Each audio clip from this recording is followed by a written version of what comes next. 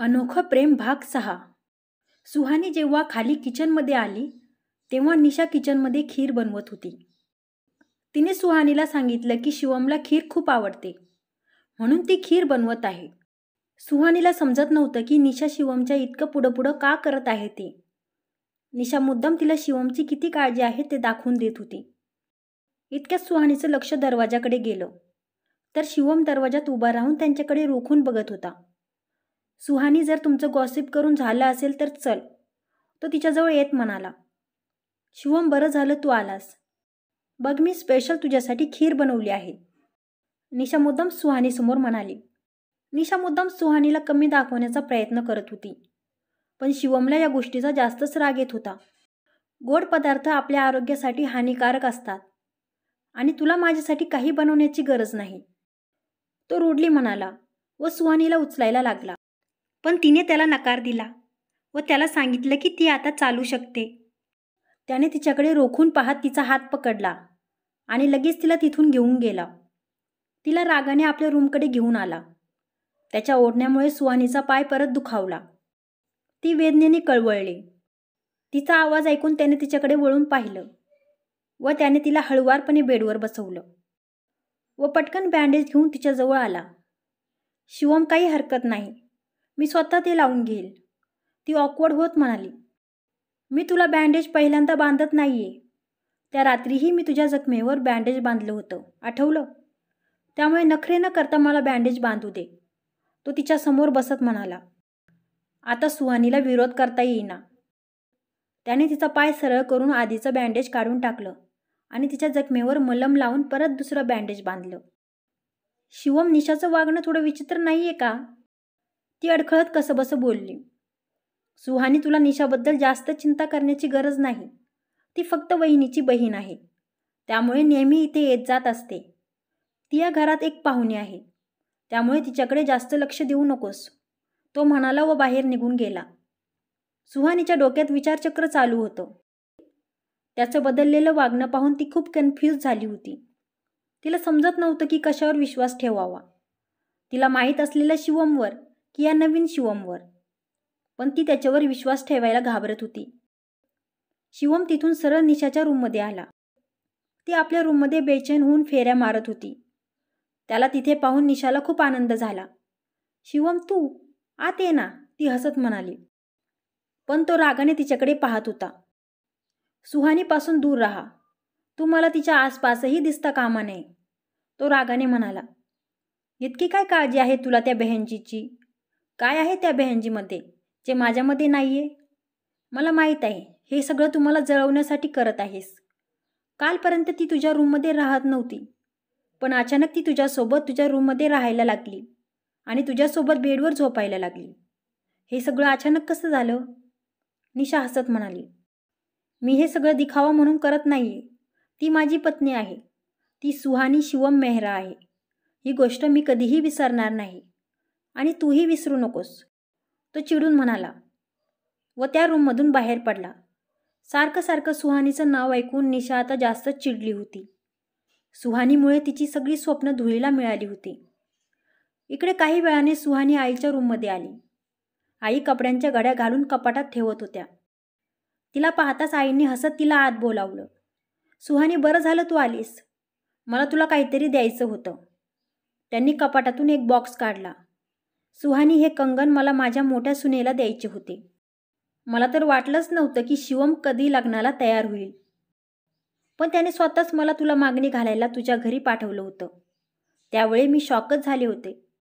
एका क्षणासाठी वाटले मी स्वप्नातच आहे, पण बघ, आज तू माझी सून बनून माझ्यासमोर उभी आहेस. मी मान्य करते की त्याने तुला बराच त्रासही दिला आहे, पण सुहानी, मला वाटतं की तो आता बदलायला लागला आहे. आई तिच्या हातात ते सोन्याचे कंगन देत म्हणाल्या. आईच्या आग्रहामुळे सुहानीने आईला थँक्यू म्हणत ते कंगन घेतले. आई, त्या रात्री तुम्ही शिवमवर खूप ओरडल्या होत्या ना, त्यामुळेच ते मला शोधायला आले होते, सुहानी विचार करत म्हणाली. काय झालं? त्याने तिथे येऊन तुला परत त्रास दिला होता का? आईने काळजीने विचारलं. नाही आई, उलट त्या दिवशी मी एका नवीनच शिवमला बघितलं, जो माणसाला माणूस समजतो, जो दुसऱ्यांची पर्वा करतो. मला वाटलं नव्हतं की शिवम इतका काळजीनेही वागू शकतो, सुहानी म्हणाली. सुहानी त्याच्याबरोबर आधी जे झालं होतं त्यामुळे त्याचा नात्यांवरचा विश्वासच उडाला होता. त्याला वाटतं की सगळे त्याला धोका देतील आणि एक एक करून सगळे त्याला सोडून जातील. पण मला असं वाटते की त्याच्यात आता बदल होत आहे. तो तुझ्यावर विश्वास करायला लागला आहे. पण ही गोष्ट तो लवकर मान्य करणार नाही, आई तिला समजावत म्हणाल्या. सुहानीला ते ऐकून बरं वाटलं. सुहानी, मला तुला आणखी एक गोष्ट सांगायची आहे. तुला निशा थोडी विचित्र वाटत असेल. तिची शिवमशी लग्न करण्याची खूप इच्छा होती, पण शिवमने तिला स्पष्ट नकार दिला. पण तरीही ती इथे आल्यानंतर त्याच्या आसपास घुटमळत असते. दिशानेही तिला अनेकदा समजावून सांगितलं आहे, पण ती अजूनही त्याला विसरू शकली नाही. फक्त तिच्या वागण्याचं वाईट वाटून घेऊ नकोस. आईने सुहानीच्या मनातल्या प्रश्नांची उत्तरं दिली. सुहानी यावर काय उत्तर देणार होती? शिवमच्या आयुष्यात तिचं काय स्थान आहे याचीच तिला अजून कल्पना नव्हती. तर एका दुसऱ्या मुलीच्या येण्याने तिला काय वाटणार होतं?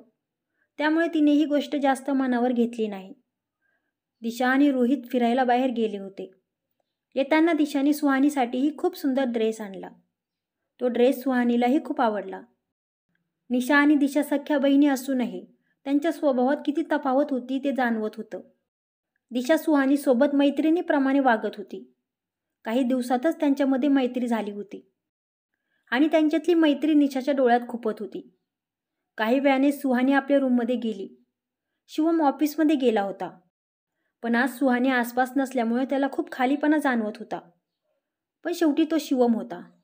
तो ही गोष्ट सहजासहजी मान्य थोडीच करणार आहे. इकडे सुहानीला आपली छोटी बहीण मानवीचा फोन आला. मानवी खूप खुश होती. दीदी, तुला ठाऊक आहे, मला एक खूप चांगल्या सॅलरीचा जॉब भेटला आहे. आणि तुला माहीत आहे हे कुणामुळे झालं आहे? शिवम जिजूमुळे. ते मला म्हणाले होते ना की ते माझा चांगला जॉब लावून देतील. त्यांनी त्यांचं प्रॉमिस पूर्ण केलं आहे. दीदी, आता मी आईसाठी खूप काही करू शकते, मानवी आनंदाने म्हणाली. सुहानीलाही खूप आनंद झाला. तिला आणखी काय हवं होतं? तिला फक्त आपली आई आणि बहिणीला आनंदात बघायचं होतं. शिवमबद्दल तिला आता खात्री वाटायला लागली होती की तो स्वतःला जितका वाईट दाखवण्याचा प्रयत्न करत होता तितका वाईट नाहीये. तिने मानवीचं अभिनंदन केलं व तिला प्रॉमिस केलं की ती लवकरच तिला आणि आईला भेटायला घरी येईल. सुहानीने फोन ठेवलाच होता. इतक्यात निशा तिथे आली. सुहानी तिला पाहून उभी राहिली. सुहानी, मला तुझ्याशी थोडं बोलायचं होतं, ती सोफ्यावर बसत म्हणाली. सुहानी थोडी सतर्क झाली आणि ती कशासाठी आली असेल याचा विचार करायला लागली. सुहानी, किती सहन केलं आहेस तू? मला माहीत आहे हे लग्न एक ओझं, एक बंधन आहे तुझ्यावर.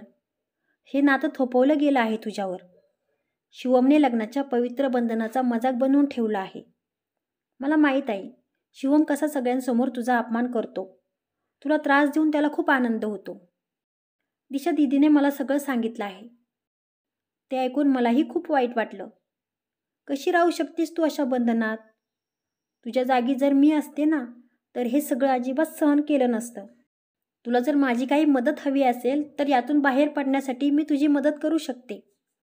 तिला सुहानीची खूप काळजी असल्याचा दिखावा निशा करत होती, पण प्रत्यक्षात तर तिला सुहानीला शिवमच्या आयुष्यातून बाहेर काढायचं होतं.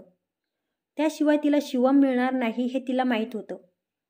पण एव्हाना सुहानीला निशाबद्दल एक गोष्ट लक्षात आली होती की निशा दिसते तशी नाहीये. ती दिशा वहिनीसारखी नाहीये आणि हे सगळं करण्यामागे तिचा स्वार्थ आहे. हे बघ निशा, ही शिवमची आणि माझी लढाई आहे. मी या लढाईत बाहेरच्या लोकांना सहभागी करून घेणार नाही. आणि आमचं नातं कसंही असो, खरं हेच आहे की शिवमने माझ्यासोबत 7 फेरे घेतले आहेत. ते माझे पती आहेत आणि हा पती आणि पत्नीमधील व्यक्तिगत प्रश्न आहे. त्यामुळे तुला यात पडण्याची काही गरज नाही, सुहानी थोडी रूडलीच म्हणाली. ते ऐकून निशाचा चेहरा उतरला. तिला वाटलं होतं की सुहानी खूप आनंदाने तिची मदत घ्यायला तयार होईल, पण सुहानीने नकार देऊन तिच्या सगळ्या प्रयत्नांवर पाणी फेरलं. जशी तुझी मर्जी म्हणत ती तिथून निघून गेली. पण मनातून खूप चरफडत होती. ती सुहानीला फसवण्यासाठी संधी शोधायला लागली.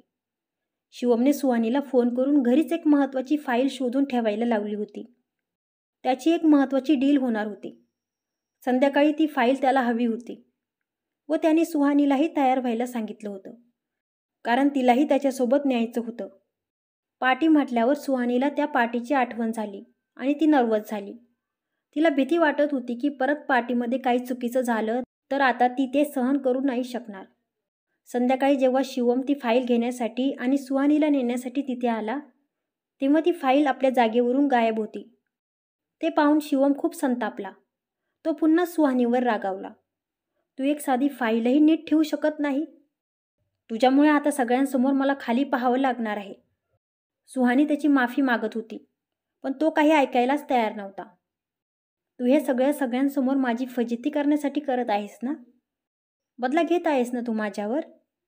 जर असं नसतं तर ती फाईल बरोबर वेळेवर कशी गायब झाली? तो रागाच्या भरात बरंच काही बोलून गेला. त्यामुळे सुहानी खूप हर्ट झाली. तिने शिवमला सांगितलं की ती काहीही करून ती फाईल आणून देईल. तिने बराच वेळ शोधाशोध केली.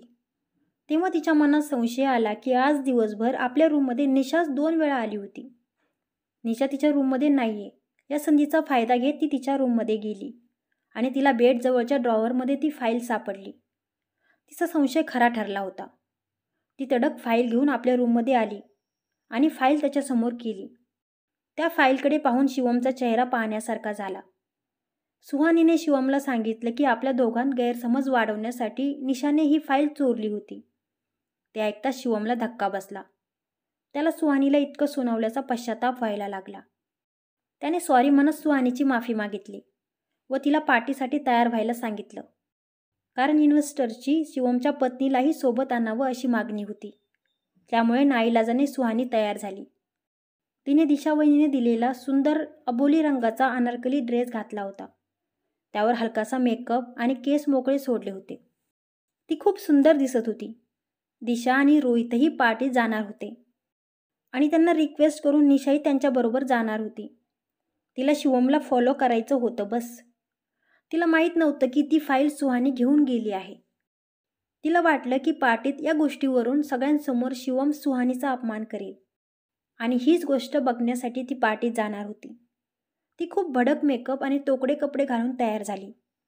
इकडे सुहानी शिवमवर नाराज होती. शिवम तिच्याशी बोलण्याचा प्रयत्न करत होता, पण ती काही त्याच्याशी बोलत नव्हती. गाडीत बसल्यावरही सुहानी शांतच होती आणि शिवमच्या बोलण्याकडे दुर्लक्ष करत होती. घरातून निघण्याआधी आईने शिवमला सुहानीची काळजी घ्यायला सांगितली व आधीची चूक झाली ती परत करू नकोस म्हणून सांगितलं. शिवमने त्यांना आश्वस्त केलं की तो सुहानीची काळजी घेईल आणि तिला कोणताही त्रास होऊ देणार नाही. पार्टीत पोहोचल्यावर कार्यक्रम सुरू झाला. जी काही डील होणार होती त्यावर साईन झाले. कार्यक्रम कोणत्याही विघ्नाविना पार पडल्याने निशा नाराज झाली. कारण तिला हवा असलेला ड्रामा तिथे घडलाच नाही. तिचा प्लॅन फेल झाला होता. तिच्या लक्षात आलं की सुहानीनेच ती फाईल परत शोधली असेल. त्यामुळे ती सुहानीवर अजून चिडली. आता सुहानीची फजिती करण्यासाठी ती दुसरा प्लॅन बनवायला लागली. सती सावित्री सुहानी, बघ मी तुला कसं बदनाम करते. तिने वेटरकडून कोल्ड्रिंक्स घेऊन ती अर्धी बॉटल रिकामी केली आणि त्या बॉटलमध्ये निम्मी दारू मिक्स केली. निशा सुहानीला इन्व्हेस्टर्स समोर बदनाम करण्याचा प्लॅन करत होती. तिने ती बॉटल एका मुलीकरवी सुहानीपर्यंत पाठवली. आता ती कोल्ड्रिंकची बॉटल असल्यामुळे सुहानीला संशय आला नाही. सुहानीने ती बॉटल उघडली आणि एक घोट पिऊन बघितला. तिला ती चव खूप विचित्र वाटत होती, पण नंतर तिला ती चव आवडायला लागली आणि हळूहळू तिने ती पूर्ण बॉटल रिकामी केली. सगळे पार्टी एन्जॉय करत होते, डान्स करत होते. सुहानी आपल्यासोबत बोलत नाही हे पाहून रागात शिवमही ड्रिंक करत होता. कंट्रोल शिवम, इतका का पीत आहेस तू? निशा त्याच्या जवळ येत म्हणाली. कंट्रोल करणं कुणीतरी तुला शिकवलं पाहिजे, कारण तू जर वेळेवर कंट्रोल नाही केलं तर तुझ्या चुकांचं प्रमाण वाढतच राहील.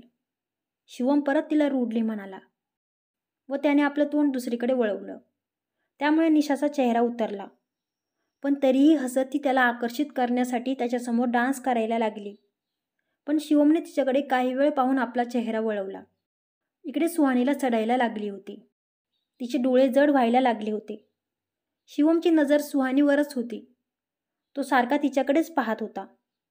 सुहानीचं डोकं गरगरायला लागलं होतं. शिवमची नजर थोड्या वेळासाठी तिच्यावरून हटली आणि ती त्याच्या नजरेसमोरून अदृश्य झाली. ती कुठेच दिसत नाहीये म्हणून तो उठला तिला आवाज देत इकडे तिकडे शोधायला लागला, पण ती त्याला काही सापडेना. त्याने तिला कॉल करून पाहिला, पण ती फोनही उचलत नव्हती. इतक्यात ती त्याला वर असलेल्या रूममध्ये आरशासमोर सापडली. ती आरशासमोर उभी राहून स्वतःला टक लावून पाहत होती. त्याला तिच्याकडे पाहून हसायला आलं. तो रूममध्ये गेला. सुहानी, मी तुला फोन केला होता, पण तू उचलला का नाही? तो तक्रारीच्या सुरात म्हणाला. त्याचा अचानक आवाज आल्यामुळे ती दचकून त्याच्याकडे वळली आणि तोल जाऊन खाली पडायला लागली होती. त्याने वेळीच तिला पकडलं. तिने त्याचा हात झटकून टाकला. ती बालिश चेहरा करून त्याच्या चेहऱ्याकडे टक लावून पाहत होती. त्यानेही तिच्या चेहऱ्याकडे पाहायला सुरुवात केली. तू दारू पिली आहेस? तो चकित होऊन म्हणाला. सुहानी लहान लेकराप्रमाणे तोंडात बोट घालून विचार करायला लागली. मग मान हलवून त्याला नकार दिला. तू दारू पिली आहेस. मला तुझ्या डोळ्यात दिसतंय की तू दारू पिली आहेस. तो डोळे मोठे करून तिच्या डोळ्यात पाहत म्हणाला. सुहानीही त्याच्या डोळ्यात खोलवर डोकावण्याचा प्रयत्न करत होती. तू ना कमीत कमी अर्धी बॉटल तरी पिली आहेस. तू पहिल्यांदाच इतकी दारू कशी पिलीस? आणि आता तू स्वतःला कशी सांभाळणार? तो काळजीने तिचा चेहरा हातात घेत म्हणाला. सुहानी मान हलवून त्याला सांगत होती की ती दारू पिली नाहीये, पण त्याला पक्की खात्री होती की ती दारू पिली आहे. मग ती रडवेला चेहरा करायला लागली. पण शिवमचं चालूच होतं की तू दारू पिली आहेस. शेवटी तिने तोंडावर बोट ठेवून श्श करून त्याला शांत राहायला सांगितलं. त्याने लगेच आज्ञाधारक मुलांप्रमाणे आपल्या तोंडावर बोट ठेवलं आणि गप्प बसला व तिच्याकडे निरागस चेहरा करून बघायला लागला. सुहानी आता चिडली होती. तू कोण आहेस आणि तुला काय माहीत की मी किती पिऊ शकते आणि किती नाही पिऊ शकत? कोण आहेस तू माझ्यावर असा ओरडणारा? ती स्वतःचा तोल सावरत बोलत होती. मी ना शिवम आहे, शिवम. तो इनोसंटली तिच्याकडे पाहत म्हणाला. ते ऐकून ती त्याच्याकडे पाहून हसली. सुहानी वाकून बालिशपणाने त्याच्या डोळ्यात पाहत होती. सुहानी, माझ्याशी बोल ना. तू माझ्याशी बोलत का नाहीस? मला खूप त्रास होतोय. माझ्याशी बोल ना थोडीशी प्लीज. तो तिची विनवणी करत म्हणाला. मला नाही बोलायचं तुझ्याशी, म्हणत तिने त्याला थोडं ढकललं. तो तोल जाऊन मागे पडायला लागला. ते ऐकून तिने त्याला पकडायचा प्रयत्न केला. तिचाही तोल जायला लागला. ती खाली कोसळणार तोच त्याने तिला अदांतरी पकडलं. सुहानीने घाबरून डोळे बंद करून घेतले. आपण खाली पडलो नाही हे जाणवताच तिने हळूच डोळे उघडले. शिवम तिच्या चेहऱ्याकडे पाहत होता. दोघंही एकमेकांच्या डोळ्यात हरवून गेले. भानावर येत त्याने तिला उभं केलं. तू मला पाडणार होतास? मला लागलं असतं तर? ती रडविली झाली होती. नाही सुहानी, मी का पाडेल तुला? मी पडूच नाही देणार तुला, तो तिला समजावत म्हणाला. दोघांनाही खूप चढली होती आणि दोघंही एकमेकांसोबत लहान मुलांप्रमाणे वागत होते. सुहानी, इथे खूप आवाज आहे. चल ना माझ्यासोबत बाहेर. मला तुझ्याशी खूप महत्त्वाचं बोलायचं आहे, तो तिचा हात पकडत म्हणाला. पण ती त्याच्यासोबत जायला तयार नव्हती. तिने खुर्चीला पकडून ठेवलं होतं. त्याने तिचा हात पकडून ओढत तिला बाहेर नेलं. मला नाही ऐकायचं काही. तो शिवम ना खूप घमंडी, सडू आणि हृदयलेस माणूस आहे. प्रत्येक गोष्टीत चिडत असतो तो. सुहानी बाहेर गेल्यावर त्याचा हात सोडवत म्हणाली. हो, मला ठाऊक आहे, पण मला तुझ्याशी बोलायचं आहे. तुला माहीत आहे सुहानी, जेव्हा ती डान्स करत होती ना, तेव्हा मला तू दिसत होतीस. तुला माहीत आहे, ती खूप इरिटेटिंग आहे. तो निशाबद्दल तक्रार करत होता. कोण? सुहानीने कन्फ्यूज होऊन विचारलं. अरे तीच, जिला मी सारखं आऊट आऊट म्हणत असतो. शिवमने स्पष्टीकरण दिलं. आता सुहानीला लक्षात आलं. तीच का, जी आपले केस असे इकडून तिकडे झटकत असते? सुहानी ॲक्शन करत म्हणाली. शिवम हसत हो म्हणाला. ते दोघेही निशाला नावं ठेवत एकमेकांकडे पाहून हसत होते. थांब, मी तुला तिचं नाव सांगते. सुहानी निशाचं नाव आठवत म्हणाली. अरे ते सोड, पण मी काय म्हणत होतो? तू काय बोलायचं तू विसरला होता. मला तुला एक प्रश्न विचारायचा होता. तू माझ्या प्रश्नाचं उत्तर दे, मग मीही तुझ्या प्रश्नाचं उत्तर देईल, तो म्हणाला. मला नाही द्यायचं उत्तर, कारण तू माझ्या प्रश्नाचं उत्तर खोटंच देशील, कारण तुला तर फक्त खोटंच बोलता येतं, ती तक्रार करत म्हणाली व एका बाजूला असलेल्या पायऱ्यांवर जाऊन बसली. शिवमही तिच्याजवळ जाऊन बसला. नाही, प्लीज सुहानी, माझ्या प्रश्नाचं उत्तर दे. फक्त एका प्रश्नाचं उत्तर दे. तू माझ्यासोबत असं का केलंस? त्याने प्रश्न विचारला. ती आठवायला लागली. पण मी काय केलं? सुहानी आश्चर्याने म्हणाली. तू मला का मारलंस? पोलिसांच्या ताब्यात दिलंस. मला वाटलं होतं तुझ्यावर बदला घेऊन मी खुश राहील, पण असं नाही झालं. मी खुश नाहीये सुहानी, तो रडवेला चेहरा करत म्हणाला. क्रमशः. कसा वाटला आजचा भाग? जर कथा आवडली असेल तर व्हिडिओला लाईक करा आणि माझ्या चॅनलला सबस्क्राईब करा. धन्यवाद.